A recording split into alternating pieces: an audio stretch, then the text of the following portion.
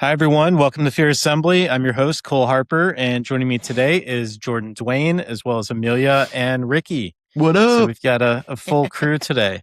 So I wanted to start with some of the upcoming movies because there's been quite a bit of news for many of them, including Ice Cream Man, which comes out August 7th. We have the new Insidious film coming out August 21, Buddy, the indie film from Sundance on August 28th, Resident Evil, Other Mommy, and Clayface all come in October. So what stands out to you before we get into the Ice Cream Man news that I know we're going to discuss?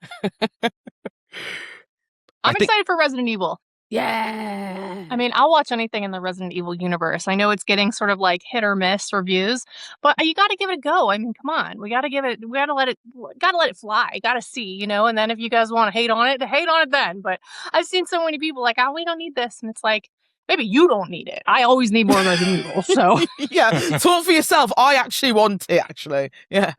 I think I'm one of the only people who doesn't want it. Ooh! Yeah.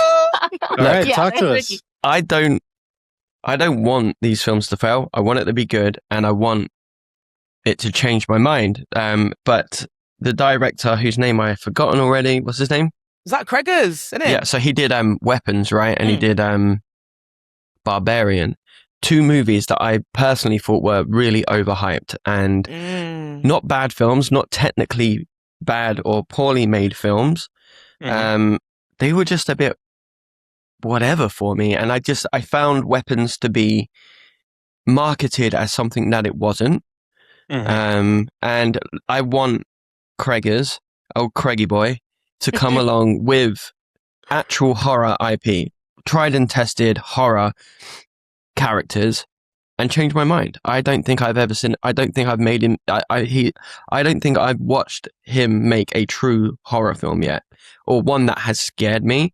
Barbarian was more horror than Weapons, but yeah, I don't know. I don't get the hype around the director, I'm afraid. It's Plus, interesting. I'm not a big lover of horror remakes. I think that we've had Resident Evil. Move on. Yeah.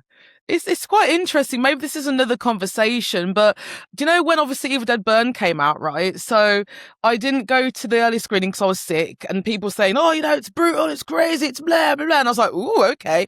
Maybe it's going to be a little bit like Evil Dead 2013. We're going to get loads of gore, loads of blah, blah, blah. I was really excited. Watched it, and in my opinion, it wasn't gross or it wasn't gory. There was some like gum stuff, which makes it feel a bit gross, like some spitty blah. But other than that, I was like, it's not really giving me what everyone was saying. So I don't know if I want horror to be more mainstream. I want people to love horror. I want people to talk about horror. Yeah. We want that as horror creators and people that love it. But I think the more accessible horror is, I think people are forgetting kind of what horror and horrific things are. I mean, obviously it's subjective, of course, but I was like, that also was overhyped for me as well. I was like, that wasn't, it weren't gross, it weren't scary, it was good.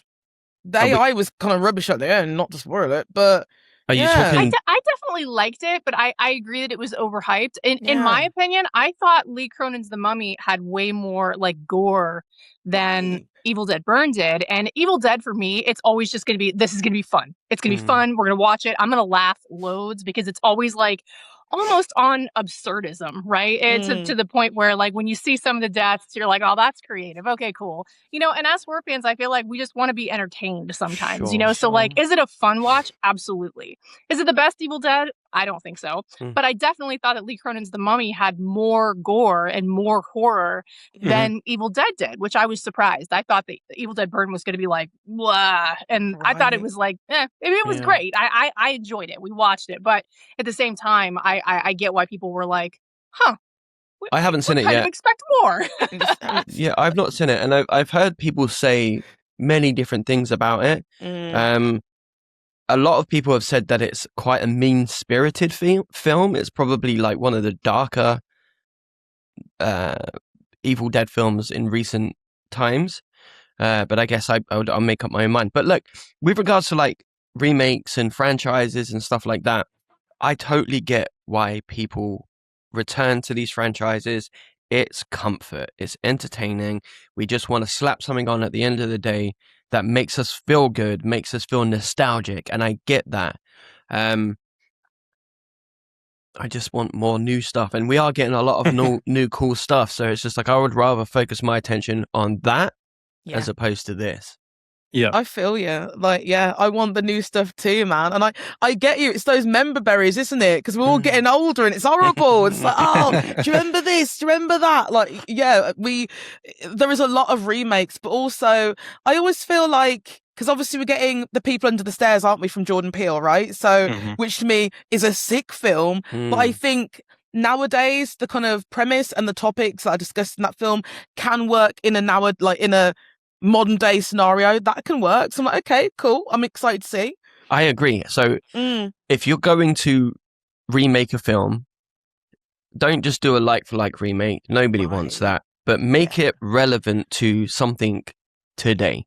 That's the only way I can personally enjoy a new take on a tale that we know and love.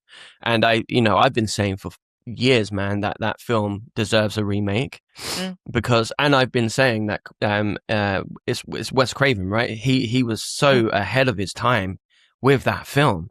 Like the themes of that film are so like ahead of its time. Yeah. Yeah. Well, speaking of, go ahead. I love The People Under the Stairs. I used to have it on VHS. It was one of the movies that I would watch all the time, over and over and over again. Fantastic. And watching it as an adult versus watching it as a child, you really understand the racial issues, the socioeconomic issues that are touched on in that movie. For an early 90s movie, I mean, Ricky nailed it. It was so ahead of its time that now I feel like, especially with someone like Jordan Peele redoing that, like he's really going to do that movie justice. And even, I mean, the original is, in my opinion, it's immaculate. It's just one of those ones. I'll watch it right now. It's just so good. But I am excited to see his take on it. I'm really excited. And even the original actor, I don't know if you guys know, that played Roach, the boy that lives in the walls. He does TikTok lives where he signs autographs. He's like the sweetest man. So like he still does like stuff for that movie. Like that's how insanely famous that made him. So that gives me like a little bit of a nostalgia nugget, I guess. One of the member berries. Like I'm just like, oh, I love that for him because he's so sweet on the lives. I'm like, oh, this is gonna like put some more juice to his channel. Like good for him. Yeah. That film also does something that I don't think that we have a lot of in modern horror. The last time I can think that a film did this was, well, two films actually, Caveat and Hokum, by the same director, Damien McCarthy. But the house itself in People Under the Stairs has no geography. Yeah. Oh, right? Yeah. Think about it. Nothing makes sense. It's endless, and there are just rooms after room, and you see the house from outside, and you're like, "Hang on, like it's not a small house, but the house has no geography, and it's this kind of like almost like fantasy world that they go into, and I miss that in horror films where the building itself almost becomes a character, and it's like endless and it's changing, and that's something I always kind of think about when I watch that film. It's like, this house has no sense. There's no geography. It's endless. And that's such a sick point, because I know this is I know this isn't a horror film or a horror show at all, but it's like with Evergreen Terrace where the Simpsons live. Like the house makes no sense, right? And that's kind of part of it. It's a bit of like, okay, it's in Bart's room, but shouldn't that be adjacent to Lisa's room? Like that doesn't make sense, So that is cool. That's something to really like. This is sick because this doesn't make any sense. I never thought about that about the Simpsons house. I feel like there's probably a lot of cartoons where the interior doesn't make sense, but I never like made the correlation of like the paranormal aspect of the house and People Under the Stairs. So that's pretty interesting. I'm going to keep that in mind the next time I rewatch it, which is probably going to be this weekend. Yeah, me too. Like the movie Caveat does it so well. More so than Hokum does, but go back and watch Caveat and think about the house and the layout of the house or the geography of the house, and you'll be like, oh yeah, this is so like early 90s. Oh, sick. Do you think some of that's a callback to The Shining, right? And everything that Kubrick was doing to intentionally kind of mess with you as far as the layout and the impossible measurements, if you will? I'd love to think that that's the case, but I feel like it's probably just lack of planning and like continuity issues, if we're being honest, for most, especially horrors, they're probably like, just film it here. The script has too many rooms for the actual house we have. Yeah, we'll make it work. It's fine. It's fine. And going back, Ricky, to what you were saying about the shot-for-shot remake, there's apparently 2 different Wes Craven Nightmare on Elm Street remakes that are in talks, and one of them is a shot-for-shot remake. The other is something more original. So I assume that you're more excited about the one that's going to be different, right, as opposed to the shot-for-shot.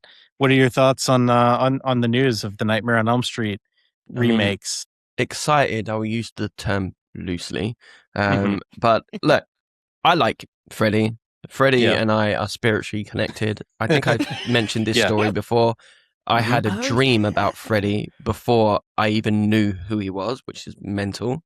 But look, it's just another remake. Do you know what I mean? Like, there's not really much for me to say about it. If you're making a shot-for-shot remake, what's the point in that? But if you're going to take the idea and let Freddy live up to the potential that he has always had, which I don't think even Wes Craven fully explored, then sure, I'm there for it. Yeah. All right. And to Jordan's earlier point about Jordan Peele and giving him a shot, what were your thoughts, Jordan, on Jordan Peele's take of Candyman when he did that remake? I didn't see it. Oh, all right. I haven't seen it yet. It's one of the ones I have not yet seen. Okay. I've seen pretty much all of his other movies. I haven't seen the Candyman one. But the reason I haven't seen that is because the original is so far back in my mind. I would have to rewatch the original and then rewatch the remake and then make my assessment from there. Because the original Candyman I haven't seen in probably since the 90s. Oh, the Candymans are one of my like special subjects. Like, because if you think about it, with Candyman, Tony Todd wasn't even on screen that much in that film, but just the sheer presence of the man made it feel like he was in the film the whole runtime. It's sick. And also like Nia DaCosta's version with Jordan Peele, it was really good. I think they're like, sorry to jump in, like Jordan, actually, I'll tell you about it. But that should have been a question for you, honestly. I haven't seen that one yet. Watch it, let me know what you think. I really liked it. I liked it too. It was good. I think when it comes to what you were saying, Ricky, about like shot-for-shot remakes or how these remakes constructed or whatever, this was something where you have to watch the original and understand that film to really get the sick thing that they did in the remake, because it was like a kind of prequel. There's characters in the new one, the Nia DaCosta version, that are in the old one, and it kind of crosses over, but it still spoke about like gentrification and all those themes that you got in the original one, just in a different lens, in a modern day lens. It was great. It was good. Some gory bits in there, some like gross body horror too. Yeah, it was good. I liked it. It was one of my favorite theater experiences, that as well. I saw it at my local theater in one of the smaller screens, and it was just me and Catherine, my wife, watching it by ourselves. And I remember the sound design being so like invasive in that film, and I remember walking out and like Catherine had never seen the original before, and even she was like, that was fantastic. Yeah. You guys, I gotta watch the original again. Now I gotta watch that one too. I feel like it's the only Jordan Peele movie that I have not seen. So is Jordan Peele directing, is he actually directing People Under the Stairs, or is he just producing? Yeah, he's directing People Under the Stairs. Yeah. But with Candyman, it was Nia DaCosta directing and he was producing, I believe. Right. Yeah, no, I'm excited, dude. I think it's like, do you know when Him came out? So that was, I can't remember the director, but a lot of people thought it was Jordan Peele because he's producing, or it's Monkey Paw or something. But yeah, he's actually going to be doing, it should be good. So I'm really excited to see who they cast as mommy and daddy. Oh yeah. I hope it's unknown. That weird incestuous situation they got that Lannister vibe happening the whole time, right? And it's like, ooh, like I'm excited to see which actors they put in that position, because it's got to have to be heavy hitters, right? Like people that like really can make that like extra gross, extra, you know what I'm saying? Like it's like a psychological thing, like another layer aspect of how horrible they are is that they're also like BDSM incestuous siblings. You know? They should get actual siblings to play that part. Oh my god. Oh my god. Another layer of grossness. Like, and they're actually related. But they should both be Skarsgårds.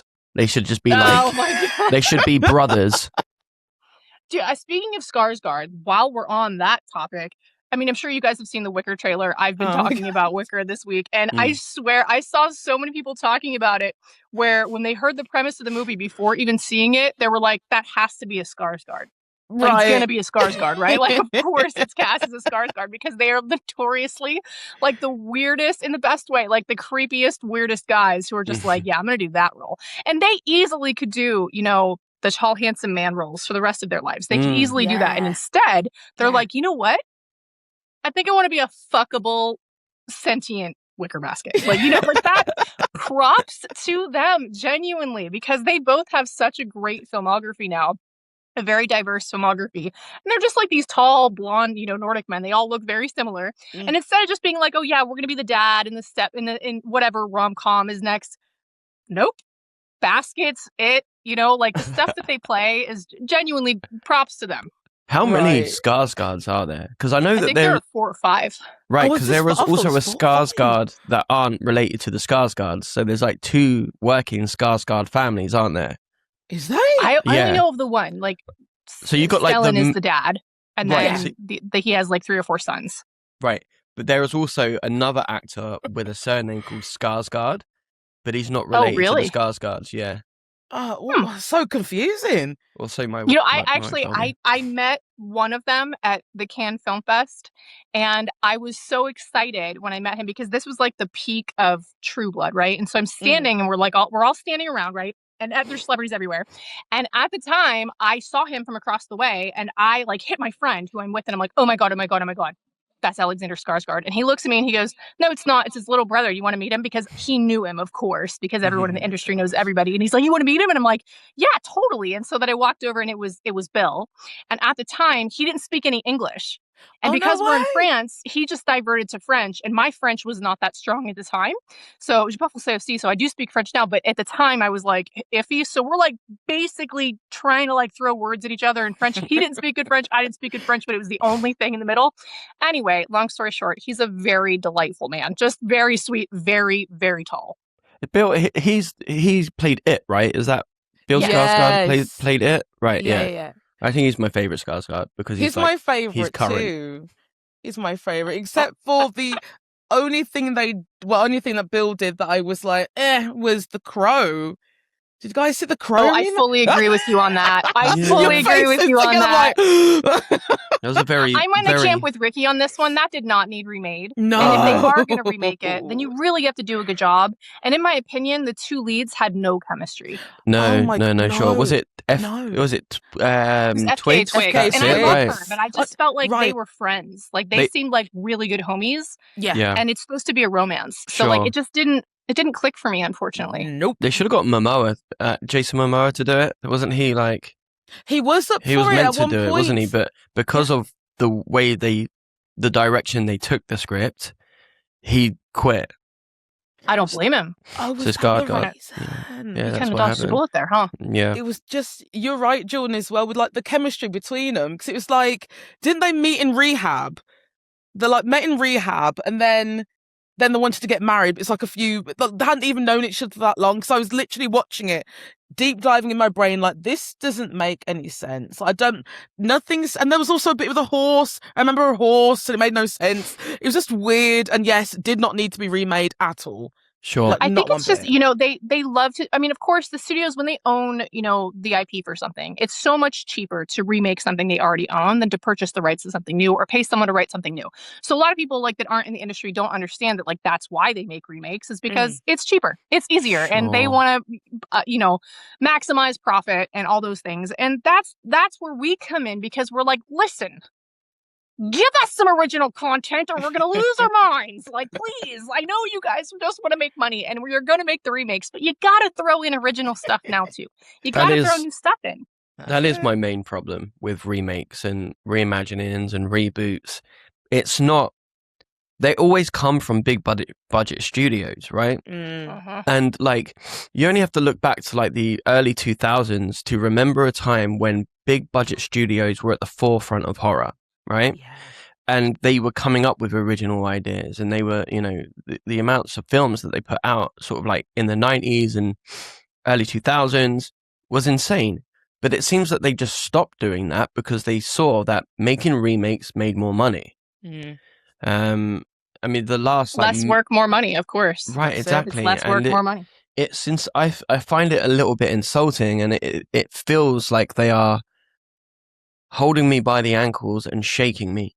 You know, that's why I don't get excited about it, and I feel bad for everyone involved in making the film, because look, if Universal came up to me and was just like, "Do you want to make like a remake of, I don't know, like The Exorcist or whatever?" I'd be like, "Of course, I'll take a crack at it, but it's gonna fail."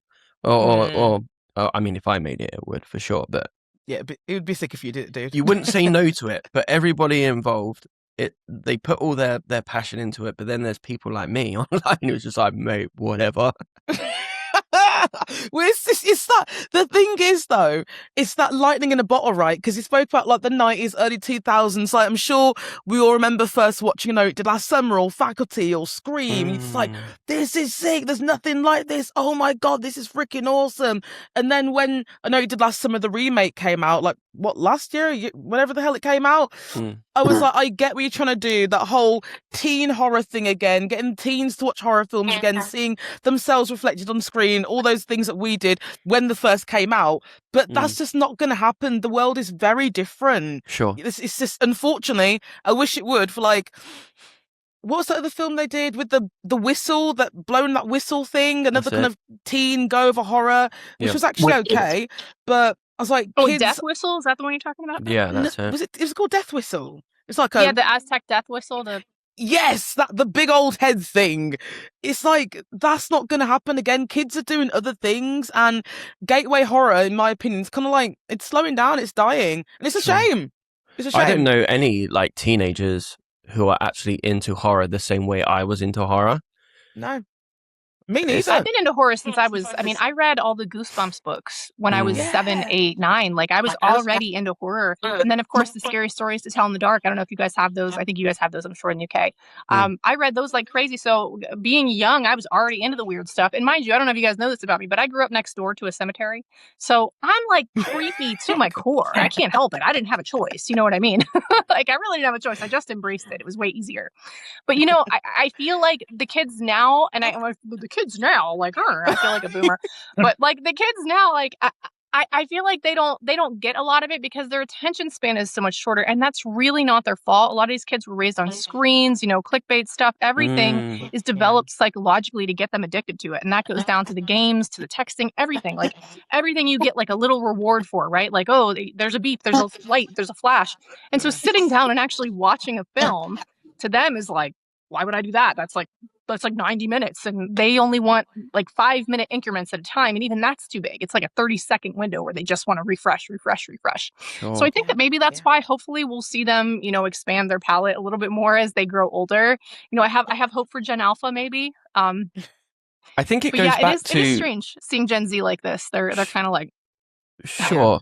I think like you touched on something there as well, like so books like Goosebumps, shows like Are You Afraid of the Dark? But I remember before going to bed, like my dad would read ghost stories to me, right? Because I would ask him to.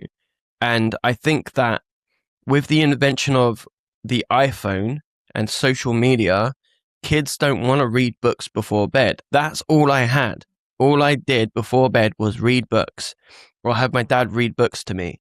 And then that led me to reading, the likes of Goosebumps and the rest of it. And that was my gateway into horror. And I don't think that kids have that anymore. Yeah. I don't think kids are being read to at all. No. I would be really, really confused with it. Be surprised. Yeah, I was going to ask you three, do you remember the first like adult, like non-Goosebumps scary book that you read, whether it was given to you by your parents or if you picked it out yourself? Mine was The Exorcist. I picked them out. I was a little library nerd, so I was just taking out like things at the library. But my parents did, when I started reading loads, they were always like, "We'll buy you whatever book you want. You want a book? We'll buy you a book every day." Like they were more than happy that I was reading. So like video games, like stuff like that, no. But like, oh, you want a new book? Yeah, we'll go get you another book. Go for sure, absolutely, 100%. So I'm very grateful for that I had supportive, parents who were like, "Yeah, you want to read? We're gonna read more to you." Like my sister now, like she still like gifts people people for baby showers gifts them books. Like, Oh, please read to your nice. children, you know, like, like the classics, you know, Green Eggs and Ham and all the, you know, the fables and whatnot. Like, yes, please read to the children. They need it. That's really cute. Oh, that's a good idea. Baby shower books, like books for baby showers. Like, I didn't read, I wasn't into books. I'm really dyslexic, so I can't really read very well. Especially when I was younger, I really couldn't read. So my parents would read to me a lot. But I used to read like a lot of folk tales. Like I was obsessed with, obviously, like horror films. I mentioned things like Are You Afraid of the Dark, Goosebumps, all that stuff. There's a show in the UK called Scary, like Ghost Stories for Christmas. And I used to watch it all the time on VHS. We mentioned Ghost Watch before, Ricky. I used to watch that all the time too. But like in terms of books, it was just all like legends from like Jamaica or fables from the Caribbean, like ghost stories. That's what I used to get read a lot. So mine was actually The Exorcist, believe it or not. Shocker. Oh wow. There were so I actually read. It's really weird. So it was a book, but it was the screenplay to the film, and they had it at my secondary school library, which was weird because, you know, I was quite young then. And I was always just like obsessed with like getting my hands on any version of that film that I could. And I wasn't allowed to watch the film, so I read the screenplay before I actually watched the film. That was the first thing I opted to like read myself. Did you have questions for the parents as you were reading it? Like, what is this word? What's that word? Because there's a lot of very intense dialogue and scenes in there. You know, I just didn't tell him that I had it. There you go. Smart move. See, there was never anything I wasn't allowed to read. There was stuff I wasn't allowed to watch and stuff I wasn't allowed to listen to, but there was never anything I wasn't allowed to read, and I think that's because they didn't know. I was reading like, I don't know if Anne Rice, who wrote Interview with the Vampire Chronicles, she wrote under a pseudonym Anne Roquelaire, which was just smut. She has a series, it's called the Beauty series. It's a retelling of Sleeping Beauty, and it's like BDSM, bestiality, like the craziest shit you can imagine. I was reading that at 17. Nice. DM me those books, Babs. DM me those books when I read them. Yeah, Send them to me.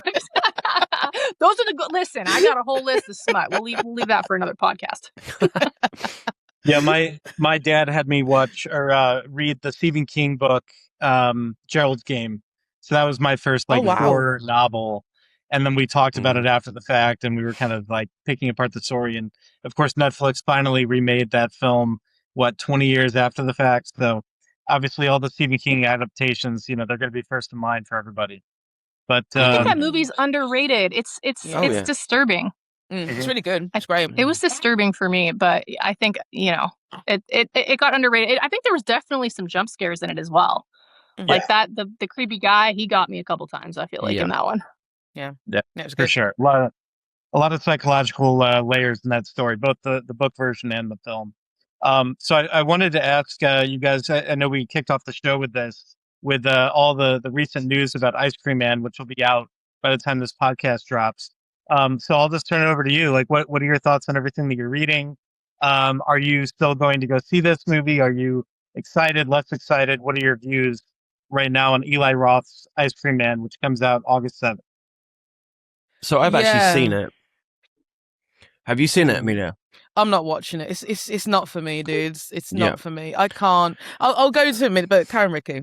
So they sent me the film because I actually interviewed Roth about 3 weeks ago for the film, and I watched the film, and it is not a good film.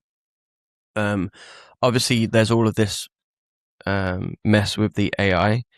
I initially didn't actually pick up on the AI because I'm not that in tune with AI. I don't know what to look out for, but there are other people who obviously know.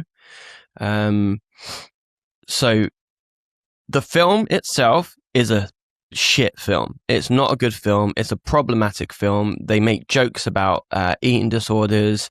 There are problematic deaths in the film. The writing is bad.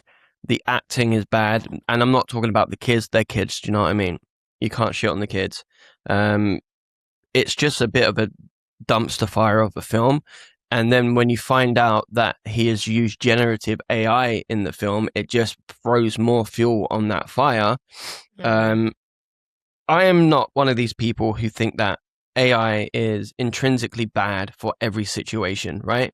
People used to get weirded out by Google. Everybody uses Google now. People were weirded out by many things like scheduling with Excel and all of that kind of stuff. ChatGPT, I use it every single day. I don't use Google anymore. I just use ChatGPT. It's quicker. I get a quicker answer. I don't have to search through a bunch of shit. I think it has its uses. It categorically should not be used in the arts. The arts are fundamentally human. Yeah. And when you start using a machine to recreate human emotions, because that's essentially what you're asking it to do, we got a serious problem. And I think that so I used AI about 6 months ago to generate a profile picture for my TikTok. I should have known better, right? It was up for about a week, and then somebody approached me and said, "Look, I've noticed that this is AI. Do you mind if I make one for you?" I was like, "Sure." Nice. And then I was kind of like, I did some like soul searching and was just like, I shouldn't have done that. I should have known better. But I think that through that process and learning what Eli Roth has done, it brings up the point that I didn't think that task for me was that important, so I just used AI. What does that say about what Eli Roth thought that moment in the film was to him? He didn't think it was important enough to pay somebody who has dedicated their life to doing that. So he's not thinking about, I guess, the little people or the people who don't really get credit anyway. And that's a problem, I think. And the film, I think it was a test run for it. I'm going to be honest. I think it was a test run for a movie that they knew was going to get badly reviewed, to use the AI to see the response, like test the waters. Because I think that, but he lied about it. He lied Oh, about did it. he? Oh, I don't know about that. I just felt like it was like they were testing to see if audiences would well receive the AI. Do you know what I mean? Like they're putting it in something like that as opposed to a big blockbuster. Because if they put it in a big blockbuster, it's going to have pushback. But putting it into something like Ice Cream Man, I feel like that was like, he was like, oh, well, I can get away with it. Maybe that was the thought behind it. I don't know if he was like untruthful about it or whatnot. I don't know about any of that, but that's like the vibe I got when I saw that it was AI. I was like, oh, that just seems like they're testing. They're testing to see if people are going to accept AI as normal yet. So you know what I mean? He initially it was like no AI, but when everyone was like, you're joking, this is clearly AI. He then said in I don't know where he said it, but there's articles about it that says, "Oh, I misspoke," and he is essentially saying you misunderstood me. And I think I would have had more respect for him if he was just like, "Do you know what? I used a bit of AI in here." I would have been like, "Fine," but it's the fact that he didn't tell anybody. He hoped nobody would find out, and then when they did find out, he essentially gaslit us. It's crazy with AI. So like I said, I haven't seen Ice Cream Man. I'm not going to see Ice Cream Man. I've interviewed Eli Roth before for Thanksgiving before I was educated on what it's about and the mad things he said. I was offered to interview him for Ice Cream Man too, and I was just like, it's not a bit of me, but cool. As someone that's like got friends that are artists, photographers, in bands, like musicians, other presenters, I can't with AI. I can't, because I've got friends that are hungry for opportunities, like hungry to do anything on a film, even for free, like to do some artwork for a film or to work on a film or to do music for a film or whatever. And I'm like, there's people out there, if you look for them, not hard to find. We live in a digital age. Look on freaking TikTok or Instagram, and they're hungry to be a part of something. So if it's somebody like Eli Roth that has a lot of money, his like I said, my things on him is whatever, but he's still a household name, especially in the horror space. People know who he is. And I'm sure a lot of people would be like, some people would say, no, I don't want to work with him. But some people would say, yes, I'd love to work with him. That would be great on my CV or whatever.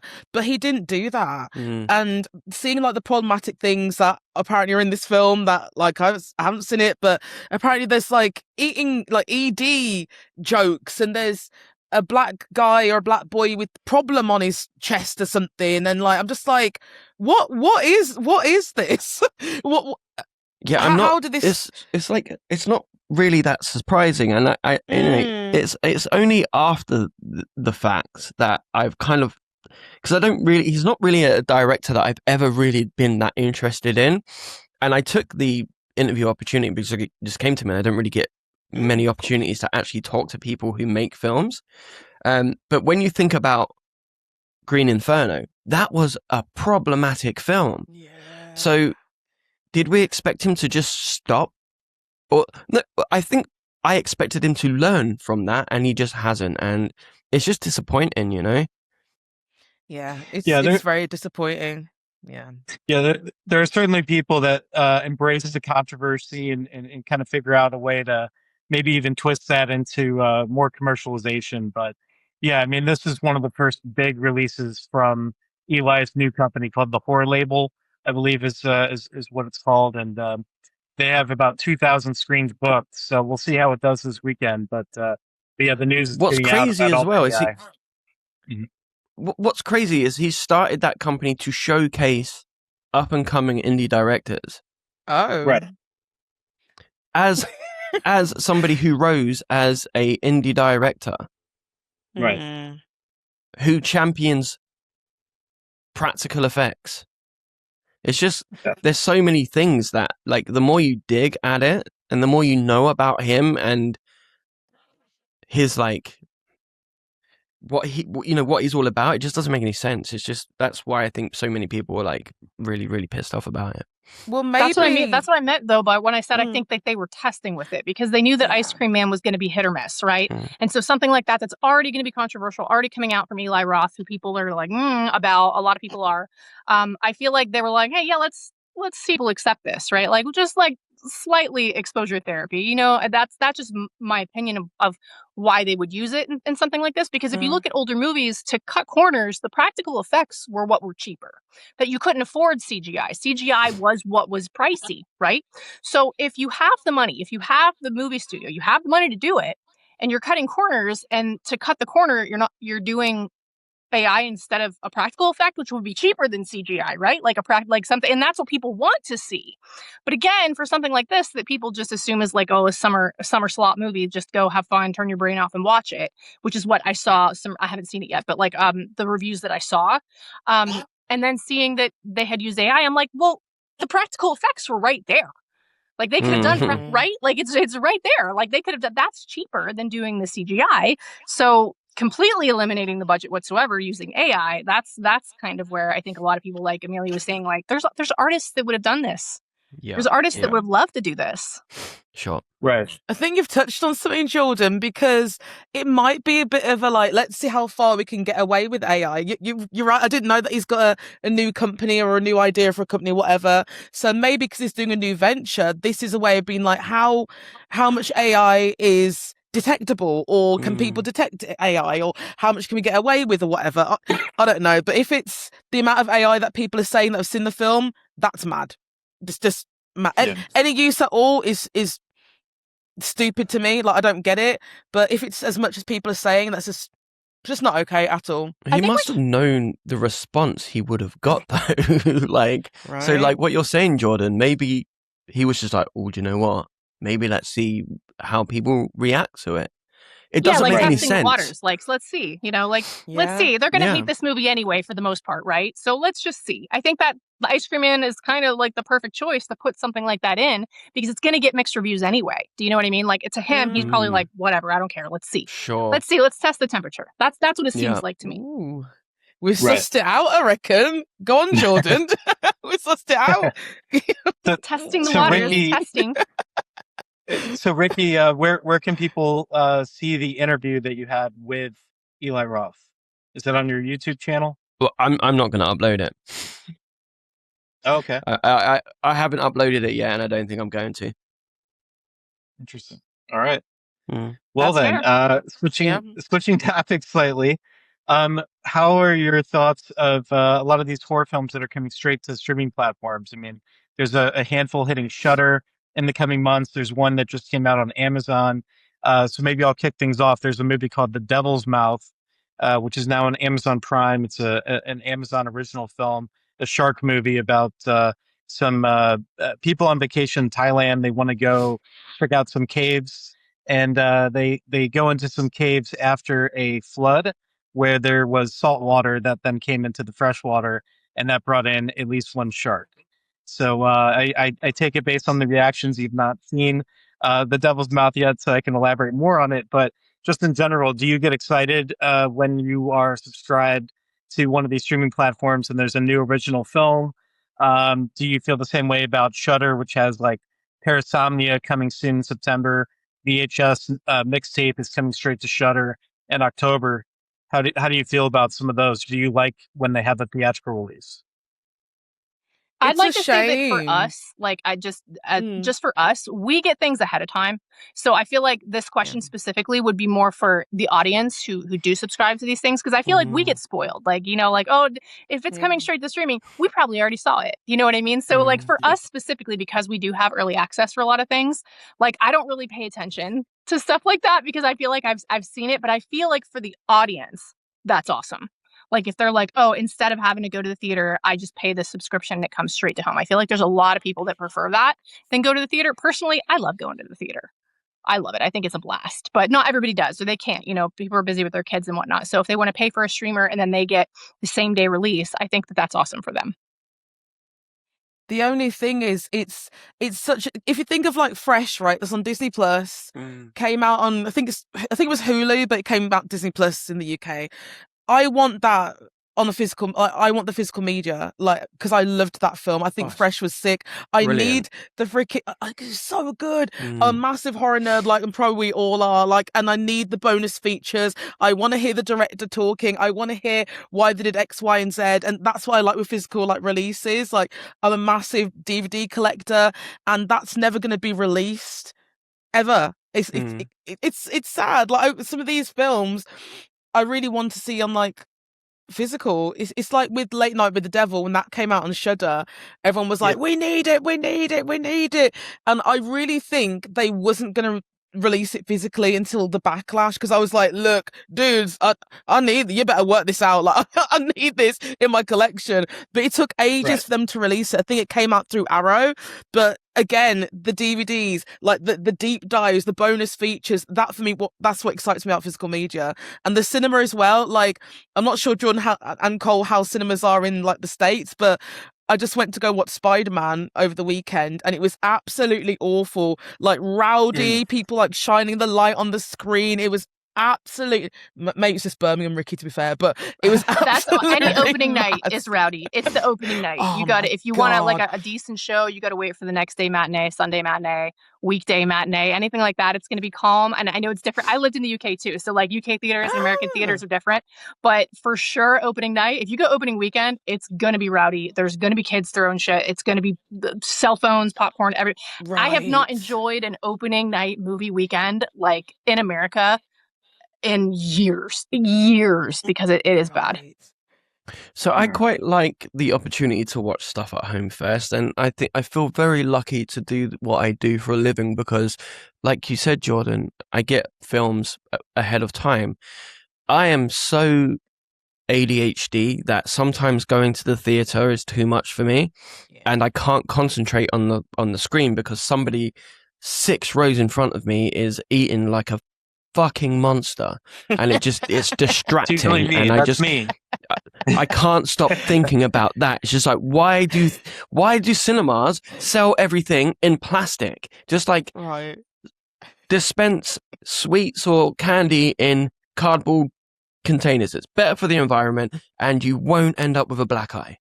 There's a really nice theater in Yes. Los Angeles. There's a couple of them called the ArcLight. I think you would like those ones, Ricky. They're a higher end theater. They have nice chairs. Like they serve alcohol and food and stuff. It's a more upscale vibe as opposed to like, you know, an AMC. Not to say that AMC isn't good. We love AMC too. But the ArcLights are like really nice. They're LA theaters. So I think you actually would like them there. And again, there's more spacing between the seat. It's just nicer. I just find that I don't fully watch the film when I'm in the cinema because I'm so distracted by everything else. And that's a me problem. I know that people love that communal thing. And that's kind of one of the reasons why I stopped going to like premieres and stuff like that or press screenings because they serve like bottomless, what's it called? Cocktails. And that's just not good for me. I think I walked out of Abigail and I don't remember watching that film because I was so pissed. And I do that because I'm so anxious about being around that many people and just like not enjoying the experience. So yeah, man, like I get why people love theaters and I like to watch a film at home and then I'll go watch it in the theater, but I can't watch a film for the first time in the theater unless it's something that I'm desperate to see. It's really interesting because like I'm also neurodivergent. I've got ADHD, and for me, if I watch something at home, I can't switch off properly. Like because I had Obsession, like most recent, like Obsession and Backrooms both at home to watch, which was great. But then I couldn't switch off properly. Like the tap was going, oh, I wanted a cigarette. Oh, I need to put the freaking washing out. Because I was at home. So I like to go to the cinema to shut my brain off. But then, like you were saying, Jordan, I don't go opening weekend at all because I'd rather just be, if I can, like you were saying, Ricky, like with you and Catherine, just alone in the cinema is my ideal thing. Like that, it's just blissful. But like, I went to the cinema once and someone had a rotisserie chicken. They pulled out a massive whole chicken, and they could smell it for the whole. It was oh my god, it's funny, but it's horrible. Oh god, I can't believe you saw me. Damn, I've been seen. Well, that's why you can't pay attention, Ricky. Leave your chicken at home. Grease all down my face, just like what?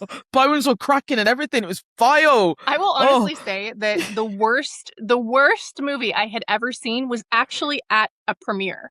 And it's because if you've ever been to a premiere, like anyone that's been to like a premiere with the actors and everybody that's there, oh my gosh, everyone is so drunk, so rowdy. And anytime, like if the way you're seated in the theater, you know, it depends. Like one of the premieres I was at, Rihanna was there. So every time Rihanna was on screen, her entire entourage screamed like, like, and like understandably so. It's Rihanna, but it was so funny, and they were sat behind us, so we missed, I would say, 20% of the movie because every single time she came on screen, all of her entourage like wow, like, and they were over the top on purpose. Like I think they were giving her a hard time about it, if anything, and it was so funny. But we missed the movie essentially because the premieres get wild sometimes. Yeah. Was it Battleship? Was that the film? It was Valerian. Valerian. Yeah. I mean, the only thing about like press, I get invites to go to them, very happy and like, you know, thankful that I do, but because I live in Birmingham, it's outside of London, so then there's also cost to get to London, running back for the last train, like it's a mess. So sometimes I'm like, you know what, unless it's something that I really, really want to see, I won't make the trip. But then it's nice because I get to see like people like Ricky. I was about to say, it is quite special when you go to one of these things and then everybody's there and you're like, what's up? You're like, oh my god. I want to come over to London and go to a premiere with you guys. I've only been to the Odeon once for a premiere, and it was for Ant-Man. And Ant-Man was awesome because it's Marvel, so like the amount of money they spend on that, even the premiere, the red carpet had ants all over it. Like it was awesome. It was so cool. It was like I was like, what the heck, you know? So I got to come over there and we can go to a premiere together. Oh yeah, come on through. The last one we went, actually, I don't think it was the last one. The last one I saw you at, Ricky, was Oz. Return to Oz. And that's when all the Americans came over. Yeah, who was there? Gigi was there. Gigi was there. Who was there? My brain's on the spot. Yeah, my brain is gone. Slasher Talk was there. Oh, Slasher. Brian was down from... Brian was there from London. From Scotland. Scotland. But it was nice. There was like a big load of like the Americans were down, so it's really cute. It's nice, and we all like chilled for a little bit, watched the film. I don't think anyone of us reviewed the film. I don't think anyone spoke about it. I didn't talk about it. I tend not to talk about films I didn't like. Gale Road or something. That's Gale. Gale Return to Oz. Right. The Yellow Brick Road one. What was it called? Gale. Like Dorothy Something Gale. like Gale that. something. Yeah. I actually haven't seen that one, and I'm a huge Oz head, so I'm just like I was afraid to watch it. I saw bad reviews, and I was like, I don't want it. I don't want to watch it. It was interesting. It was interesting. Right. The filmmaker was a Brummie as well, so I was trying to be like, "Oh my god, he's from Birmingham, yeah!" But then, it wasn't for me. Well, so getting back to movies that you do like and do want to talk about more, what are some of your favorite films of 2026 so far, as far as horror is concerned? Don't throw in Odyssey and those movies, but as far as horror films go, what are some of your top of the year? For me, so far, top 3: Obsession, Backrooms, and Hokum. Mm-hmm. That's my 3. I mean, Double I think that for me. right. They're so sick. I think as well for Backrooms, just like what's his name? The director, I can't remember his name. It's gone out of my head. What's his name? Oh, Damien God. McCarthy? No, for Backrooms. Oh, Backrooms. Kane I Parsons? interviewed him as well. Yeah, that's Yeah, Parsons. Kane Parsons, right? Kane Parsons. Yeah. I was thinking of Curry. Kane Parsons. Again, just being such a young filmmaker and doing all of that was absolutely sick. I know he got a lot of shit. People were like, he didn't direct it. There's no way he directed it. I'm like, well, why couldn't he? Why couldn't did. he? There's Yeah. He definitely did, right? Yeah, and Mark Duplass came out and to defend all that. I don't even know where the rumors began, but yeah, I mean, you write something, you direct. Sometimes there's a co-director or assistant director, but he's the director. It was brilliant. And when I interviewed him as well, like it went out on my show in Kerrang, and we couldn't use the whole interview because it was a 10-minute interview and it was only like a small segment. But he's just so articulate, knowledgeable, like a horror head. Like he's just fantastic. And I was like, you know what? I'm really excited for your next project. I think there's going to be a Backrooms 2. He was talking about a TV show. He'd love to do a TV show. And I was saying, the set is built now. The set is vast and it's detailed and it's gorgeous and you have to use it again for something. So, and yeah, of course, Obsession, which just like hit the mainstream really hard. I think loads of people watched that and got the theming, like got loads of different themes from it as well. And it connected with the mainstream audience and also a horror audience. And Hokum was just really sick. I think, again, for like a kind of folktale-esque horror film with like a really cool twist at the end. And like a hotel horror film as well. Like I love 1408 films like that. So it's like, oh, another hotel horror film. Awesome. With a cool twist. Yeah, those 3. All right. I definitely agree with all 3 of Amelia's, and I'll add to that one. Leviticus I liked. I liked it. I didn't love it. I think it duplicated a lot of the aspects of It Follows. I got a lot of the same vibes. So that was the only reason it didn't like list higher, but I still think it's worth the watch. And then I will throw out Lee Cronin's The Mummy, and then of course Evil Dead Burn are a couple other ones. They're worth the watch for sure. I would say that we were talking about earlier, Lee Cronin's The Mummy definitely is gorier than Evil Dead Burn. So if you're light on horror, watch Evil Dead Burn before you watch The Mummy, because it's got a lot of grotesque sort of Gorno situation going on. All right. Ricky, how about you? Yeah, I think Hokum is my favorite film I saw this year. I absolutely loved it. I will watch anything Damien McCarthy puts out. I think he is one of the most exciting horror filmmakers at the moment, because he doesn't try to do anything but make horror. Right? He's classically horror. He's got the fundamentals of horror down to a T, and I'm here for it. Backrooms again is in my top 3, and a Utopia film. Actually, I Live Here Now. I absolutely loved that film. Yeah. Oh, I gotta see that one. Thank you for reminding me, Ricky. I thought it was fantastic. Yeah, I'll get you a link, Jordan. Yeah, from Julie Pacino. Thank this you. is her directorial debut. Yeah, Well, she filmed it in the UK. Yeah, keep going, Ricky. It's such a weirdly bizarre film, It's not a film that I think it's not a mainstream horror film, but if you like your films to be a bit brave and have some meaning, you'll like it. That film as well was surprisingly like tense isn't the word, but it went places that I didn't think it would go in a good way. I was like, oh, are we showing that? Oh, we're explaining that. Oh, okay. And it was also really pretty as well. I like really gorgeous lighting and good cinematography. And yeah, thank you for reminding me of that film, Ricky. Like the film was really pretty. And I think like most of us on the call, I love deep diving. I love like psychoanalyzing, and that film was really meaty, really good film. Yeah, it was great. I tell you what film I'm most looking forward to see is Camp Miasma. Yeah. I cannot fucking wait to watch that. Like everything she makes, I'm in love with. So I know that I will like this. Yeah. Wait, who's the director? Oh my God. It is Jane Schoenberg. And what other movies have they made? That's because it, I'm unfamiliar Scheinberg. with this one. She also did the Utopia. I watched the TV Glow.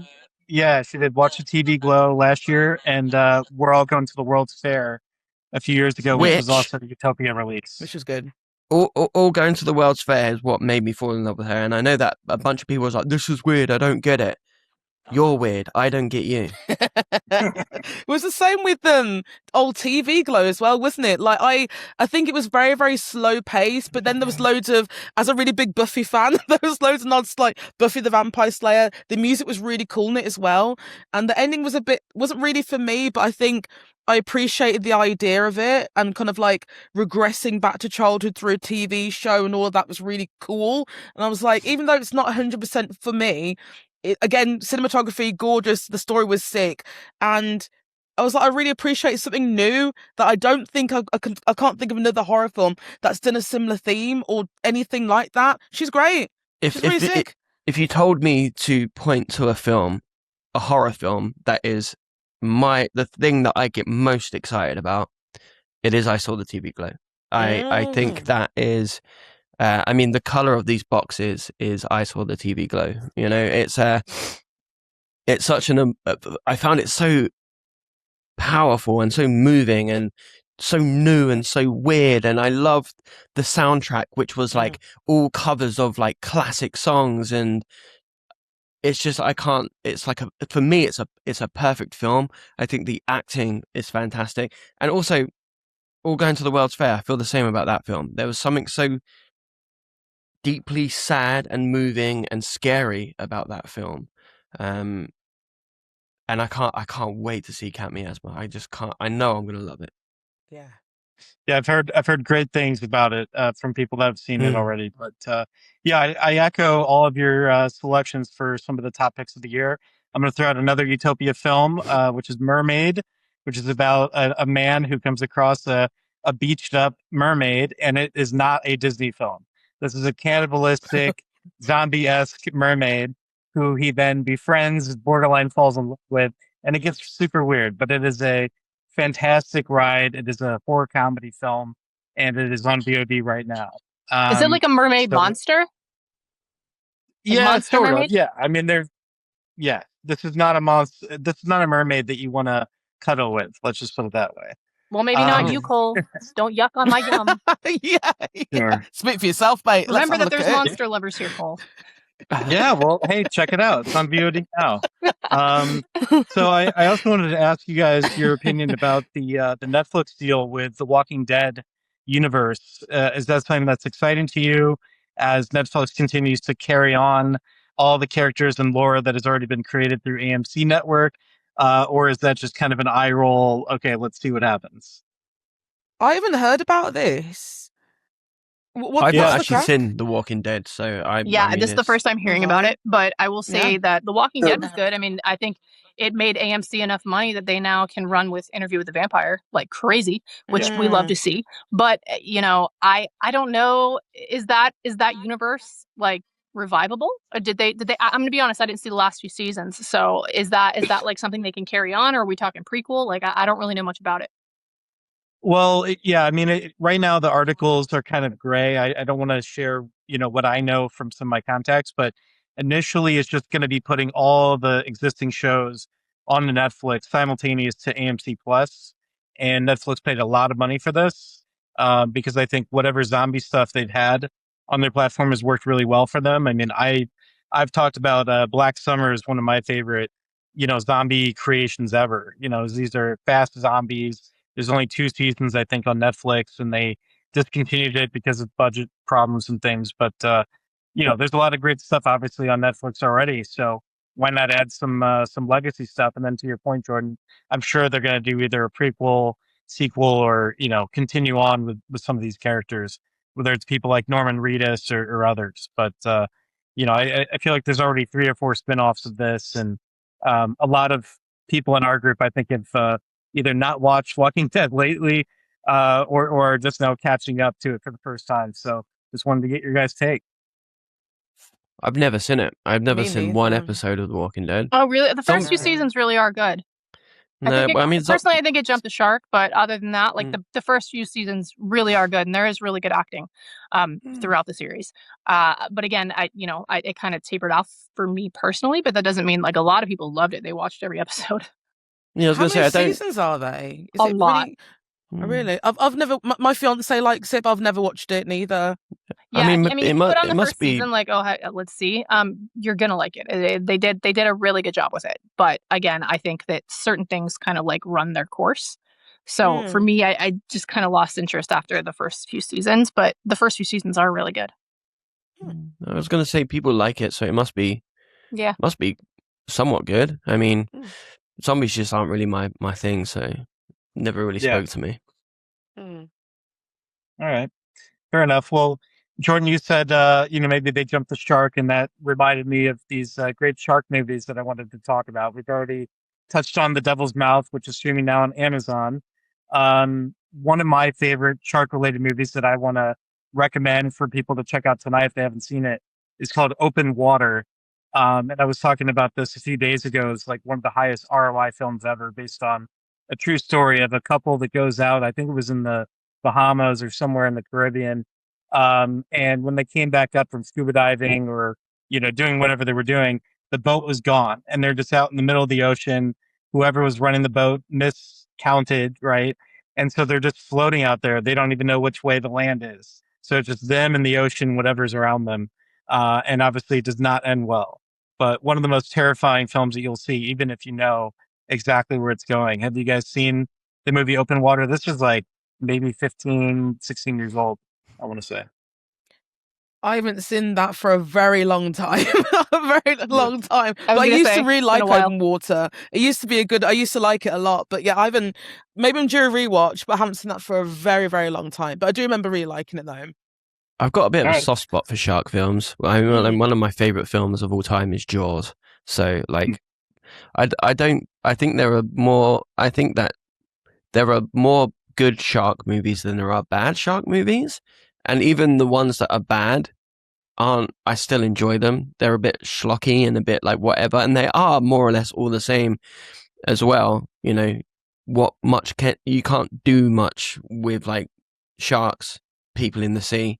It's more or less the same thing. Like The Reef, I love that film. But it is more or less exactly the same as, Open Water. But it's still fun. I just love. What was the one that just movies. came out recently where the serial killer was on the boat and he fed the Dangerous Animals? That one. I didn't mind Animals. That one. I thought it was fun. But I will say, Ricky, have you seen Indianapolis, Men of Courage?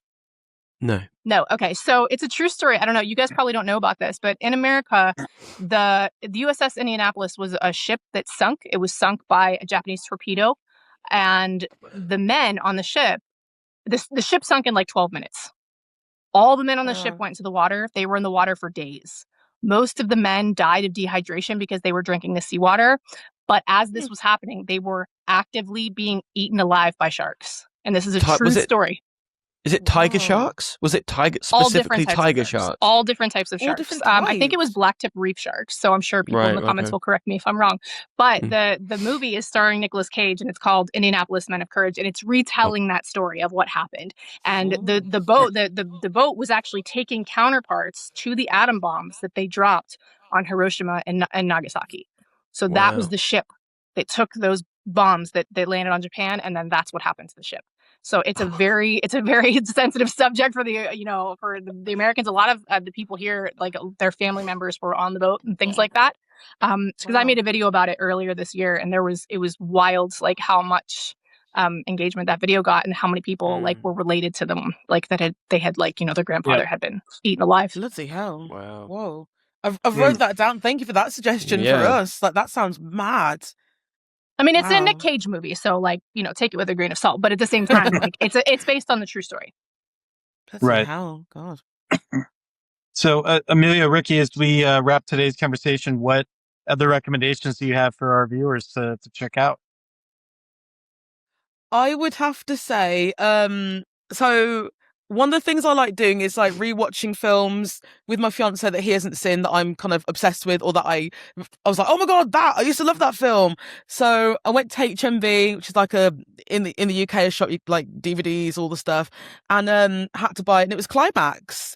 And I hadn't watched it for a very, very long time. I was like, look, this film is sick. It's horror, thriller, but it's just so horrific. And if you haven't heard about it before, French director, French film, it's loads of dancers, all get together for a rehearsal, enjoying themselves. There's a lot of dialogue, and the start is very, very, or like, should say act one is very, very long. Loads of dialogue. Some of the dialogue isn't that great. It's a bit, what are you saying that for? But it was all completely, what's the word? One shot, right? One shot, but not interpreted. It's like all made up. What's the words? Oh, improvised. Improvised. Thank you, my dude. It's all improvised. So a lot of the things they're saying is a bit like weird, but I believe the purpose is to make sure that no character is likable, because by the end of this film, you're not really rooting for anybody except for one person, which you don't want to wreck.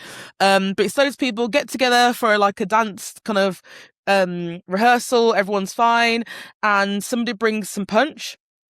So they're all drinking the punch. It's like, yeah, this is great. Yeah. Oh my God, that rehearsal's really good. Blah, blah. But then you realise someone spiked the punch with D's. And then you start to see the effect of those D's taking hold. Wait, what's the title of this? I've seen this. Climax. Yes.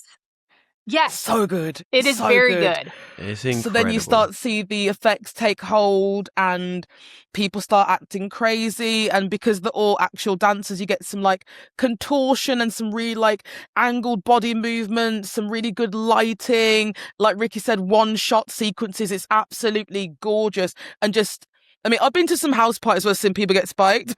Not like that. But as well, it's just like this could happen. And it's absolutely horrific. It's brilliant. So yeah, I was about to say, it gave me the fear because I've had nights like that. Do you know what I mean? Right. It's just like fucking crazy. Yeah. Yeah. Great film. Yeah, I was like, oh my gosh, wait, I've definitely seen this. And like you're describing it. It was good. It was surprisingly good. It was one of those. I was like, okay, like you like Suspiria and like other films with like dance incorporation and stuff. I'm like, oh, okay, cool. I love a bit of movement and horror. Let's see it. But this is so heavily, obviously, got movement and dancing in it, and it just works so well with like all the jaggedness you're seeing, and all like when everyone's obviously going through the effects of the D's, like just the contortion and the folding of the bodies and just like what's happening, the dialogue, wild. It's great. All right. Second that. Yes. Yeah, third. So I think I was sat at home like 3 days ago, and something triggered a memory for me. And it was of a film from 2011 called The Caller that I watched once, maybe in 2011. And I rewatched it, and it's fantastic. It's very, very, of its time. And it centers around this woman she's escaped a abusive relationship. She moves into a new apartment, and there's this old rotary phone there. And the phone rings. She picks the phone up, and someone's asking for someone called Bobby. It's a bit of an annoyance to her, but this person keeps ringing, and then all of a sudden, it's like, oh, I'm calling from 1979, and it's just like, so it's like this like time travel horror mystery thriller, and it's like Memento, but like horror. Like it's such a good film, and it's like I never see anybody talk about it. I don't know who else has seen it. But if you haven't watched it, go watch it. It's fantastic. I also watched Malevolent last night. I'd never seen that before, and I thought it was really good. with Florence Pugh. Yeah, that's a really good film. And I didn't watch it because it's a Netflix film. And I have a bit of a thing with Netflix horror films. I don't think they're very good. But this one completely changed my mind. It's fantastic. Is it the one with the fake, she's like a fake psychic? Yeah, that's it. So her and her brother run this scam where they exploit grieving people to help their ghosts like move on. And then they go to this house and, you know, it's actually haunted and it doesn't really do anything new, but what it does is very, very good. It's just a really good classic horror story inspired by like classic horror films like Hammer House or horror films. Yeah, it's a banger. I get what you mean with Netflix and all. It is like it is a hit or miss, isn't it? Like the originals that they got on there, but that film was rad. That was a good film. Yeah. The last one I'm going to throw out, and it's from like the 2000s and just random. Someone actually mentioned it in one of my comments earlier, and I hadn't thought about this movie in so long, and I was like, oh my God, I can't wait to rewatch that. It's called Stir of Echoes with Kevin Bacon. And I don't know if you guys have seen this, but it's kind of a mystery, horror, haunting type story. I don't want to give anything away, but it's definitely worth the watch. Yeah. Nice. All right. Oh, I've got one. I've got one more. I've got one more. I'm gonna say one more. It's called Saccharine. I hope I'm saying that right. It's on... so fucking weird. I was about to bring this up and talk about it. Right. Go on, you carry on. It was good. So it's on Shudder, and it's basically a girl wants to lose weight. She wants to lose weight, and she connects with or like bumps into an old friend who's lost loads of weight, and she's Kitty, behind you, Jordan. Sorry, the cat. I was like, oh, hello. So yeah, she wants to lose weight, bumps into an old friend who's lost all the weight, and she's like, oh wait, sorry, cat. Hello. Oh. So it's the ADHD, Bubs. I'm sorry. If there's a cat, I'll have to say. But yes, bumps into a friend. She's lost loads of weight. She's looking fabulous and like, and she says, I've been taking these diet pills. And our main protagonist is like, okay, cool. How much were they? And they're really expensive. And she basically is, I don't want to wreck it all, but she's working in a scientific manner. So she's like, I can remake these diet pills. I can do that. I can find out what the ingredients are of these diet pills. And she makes her own version of the pills, and then everything goes from there. She starts taking them, does start losing weight, but it's the ingredients she puts in the pills that starts kind of like hauntings and all that stuff. It's really good. Yeah. So my expectations of this film was incredibly high because Natalie Erica James made one of my favorite horror films of all time, Relic. It's Relic is, I think I've talked about it. It's a huge allegory for like Alzheimer's. So I was going into Saccharine. Is that how you say it? Saccharine. I went into that film with really, really high expectations. And while I enjoyed it, I enjoyed the practical effects. I enjoyed how bizarre it got. I hated the ending. The ending felt a bit like they needed one last like shock, and it just didn't add anything to the overall story for me. So ultimately, I was a bit let down with the film, but it was still one of the better horror films I've seen this year. I get what you mean with the ending, but I think when I watch horror films, like we all do all the blooming time, I try not to think, how is this situation going to be concluded? Like, what's the resolution to this situation? And I do think the resolution could have been stronger. And I do think that if you look at kind of like in my horror brain, the things that could have happened in her situation, I think there were stronger things that could have been more satisfying to conclude, but it wasn't. I was like, all right, cool. But I did really like the film. We can't say too much because we don't want to spoil it, but I was waiting for one final sentence to come out of her mouth at the end. I'll message you about it because I need to talk to somebody about it. But have you seen Relic? Yeah, of course. Yeah. It's so good. It's brilliant. I didn't know it's the same director. Yeah. The same director who also did Apartment 5A. 4A. What was it? The Rosemary's Baby like prequel. Was it that one? I thought you meant the one with the girl and the moves to block of flats. The one with the girl from Weapons. Yeah. It was like a prequel to Rosemary's Baby. But random. This just popped into my mind because you guys are from the UK and your accents triggered it. But have you guys seen Attack the Block? Yeah, yeah, it's brilliant. A very love young that John one. Boyega. Yeah, it's good. I love the triggering by the accents. It's I was funny. like, oh, great. Yeah, it's a good. Again, one I'd like to rewatch. I haven't seen that for a very long time. No, me So neither. good. At the Block. Yeah. Yep. That one has some thick accents in it as well. You're right, Jordan. All right. So on that note, I think we'll go ahead and wrap today's episode. Want to thank the viewers again for joining. Let us know in the comments if you want us to discuss any topics, and we will see you next week. Thanks, everybody. Ta-la. Bye.